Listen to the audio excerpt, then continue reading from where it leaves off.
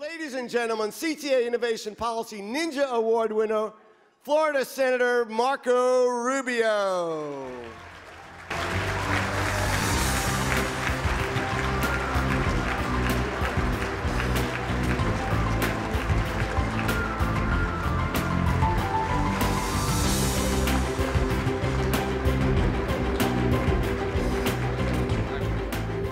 Well, thank you very much, first of all, for that introduction. I appreciate it, for your encouragement, for your support, all of you for having me here today. It's an honor to receive this award.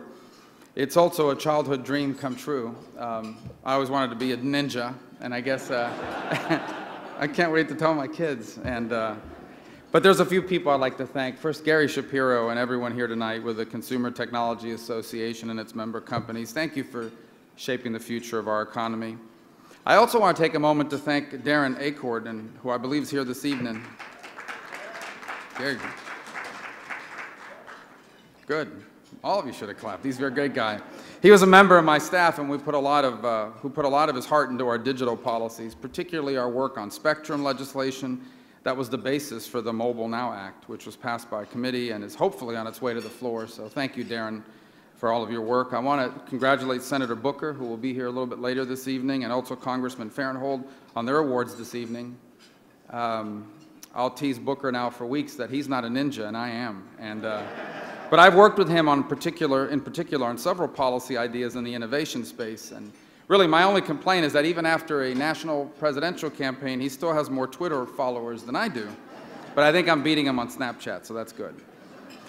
So what I wanted to do tonight briefly is give you a few words of encouragement. I know that if you watch cable news that covers our politics, it sounds truly apocalyptic. The end of the world is near, depending on what your views, and we've got some real challenges in this country. We're also living through an extraordinarily exciting moment. Here's the premise of my argument. We are living through an economic transformation equivalent to the Industrial Revolution, and the only difference is it's happening every 5 years instead of over 50 to 100 years. I don't think anybody here or anybody in the world at this point bemoans the fact that we went through an industrial revolution. The world is more prosperous, more productive, safer, you name it. But it was disruptive. The Industrial Revolution was disruptive. Industries that had sustained people for decades and sometimes centuries, they were wiped out. The jobs that entire communities were based around, that families had invested years in, those jobs were eliminated. It was disruptive. But at the end of that process, we are a more prosperous nation for it. So is the world. Well, that's the same thing that's happening now, except it's not happening over 50 to 100 years. It's happening every 3 to 5 years, and it's disruptive. And people are being left behind. People, you just put yourself in the position of someone in their early to mid-50s, has worked their entire life in a certain industry, and suddenly either that job no longer pays enough or that job has vanished. It was sent to another country, or more often than not these days it was replaced by technology. That means we no longer need as many workers. And you can just imagine how people feel about that. And then they look to their political leaders and no one's talking about it. No one's explaining to them what's happening, except maybe someone is saying, well, that job was sent to another country, or that job is, you're being cheated out of that job. And the result is that people are incredibly anxious. And they don't get answers from their political figures. And all the major institutions in society seem to be failing. And then they look at their own lives, and their kids did everything they were asked to do. They got good grades, they went to school, they got a degree, they graduated with a degree, they even borrowed money to get that degree, and they can't find a job either. And the result is this tremendous amount of anxiety and frustration. All of it compounded by the fact that the value of their home was wiped out in 2008, and it still hasn't recovered. They turn on the news, and every single night there's another group that someone's fighting on behalf of, but no one's fighting on their behalf. No one is speaking out about their frustrations, their angers, their anxiety. And the result is what you have today in American politics. What does leadership do in the face of this? Well, leadership has two choices. Number one, you can exploit that anger. You can jump on it, and you can say, I'm going to turn that into votes and votes into victory. Or number two, you can say, this is a difficult thing we're going through, but I want you to know what we're going to do about it. I want you to know how we can't go back to the past.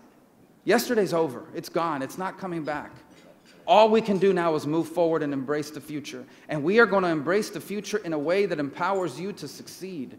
We are going to help you in a time and cost-effective way to acquire the skills you need to benefit from the new economy, to benefit from technology, to benefit from innovation. And that's what this country needs right now desperately. Because I think that at the end of all this innovation, we have a chance to be more prosperous and more productive than we've ever been. The innovation that your industry is leading in, yes, it is going to disrupt the way we used to do things, but it is going to create jobs that do not even have a name yet. It is going to create industries that I cannot yet describe to you. But we need a government that is able to keep pace with that innovation, that creates government policies that allow us to continue to lead the world in innovation. And there is no nation on earth I would trade places with. What people on earth is more creative than Americans? What worker on this planet is more productive? Of all the nations on this planet, there is not a single one that I would trade places with. But we have to embrace this future. We can't fight it, and we can't fear it, and we can't avoid it. Your industry is at the forefront of this. Your industry is going to allow people that have been employees for 40 years to now be self-employed. There was a time in this country where in order to start your own business, you had to be able to afford to rent an office space, advertise in a newspaper and in the yellow pages, hire a big front office. Technology means you can now be in business for yourself, and all you need is access to Wi-Fi. These are extraordinary developments that have equalized and evened out the playing field. But we can only do it if we continue to lead the world in innovation. And that innovation is going to have the opportunity to change every aspect of our lives, from the way we work, to the way we commute, to the way we study. Higher education needs to be infused with innovation. How can we still be teaching people the same things and the same way that we did 55 or 60 years ago? Nothing in this country looks like it did 55 or 60 years ago. Nothing in this country looks the way it did 5 to 6 years ago. And so innovation needs to lead the way there as well. And technology innovation is at the front end of all of this. From better outcomes in medicine, to more transparency in government, to more efficiency to our workers, to more information at the fingertip of every single person. Think back not that long ago, really. I remember I was not a very good student in high school and in middle school, but I was a very curious one. And I always wanted to learn about things. And the only thing that I could do was either read that day's newspaper or go to the school library or the local library and look up something. I'll never forget that my parents, one of the gifts they gave me was the World Book Encyclopedia. I lost the D book, so it was catastrophic on occasion. But it was dated. Think about how different the world is for my kids. My kids can literally learn about anything they want instantaneously. Knowledge once belonged to the people who could afford libraries. Knowledge and information once belonged to the people who could afford to buy books or could afford to go to the place where that information existed. Knowledge is now at the fingertip of every single American, and it's not just at their fingertip, it's on their fingertip in a mobile device where they can read it and access it anywhere. And you tell me that's not going to change the world? You tell me that being able to access real-time weather reports is not going to make agriculture more productive in parts of the world, like in Africa, where for centuries, really, people have suffered? Of course it is. You think it's not going to improve logistics? Of course it is. And it's all going to create jobs. I'll close with this. I'll use this as an example. About a year or two ago, I ran into a group of people, and they were talking about it. Basically, I don't know how the topic came up. We were talking about a fast food restaurant. And I said, you know, in less than 5 years, when you drive up to one of these windows, there's not going to be a person taking your order. There's going to be a touch screen. And you're going to be able to place your order at a touch screen and pay from that touch screen. And you're going to drive up to the window, and maybe, unless they've been able to automate that, someone's going to hand you your Burger King or McDonald's bag.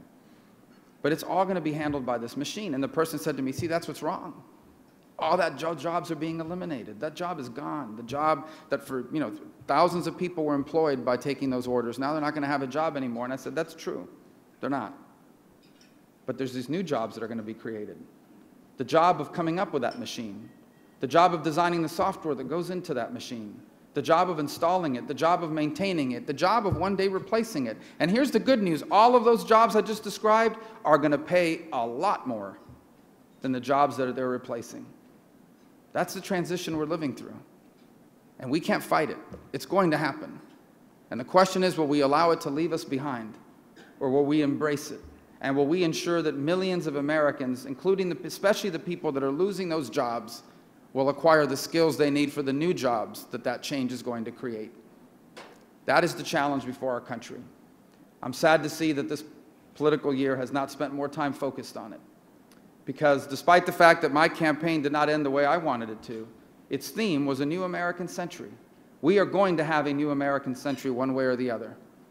And the question is, the sooner we begin, the less people will leave behind, and the more people will be able to live and enjoy the prosperity that the 21st century and the new economy provides us. So I am proud to be associated with your industry. I thank you for the work you do. I honestly believe that the industry you represent and the technology that you're innovating and expanding won't just change the world, but it will change this American century in a way that will empower more people than we have ever seen before. The greatest era in our history is within your reach, and your industry is going to lead the way. So thank you all for this award. I'm honored by it. God bless you all. Thank you.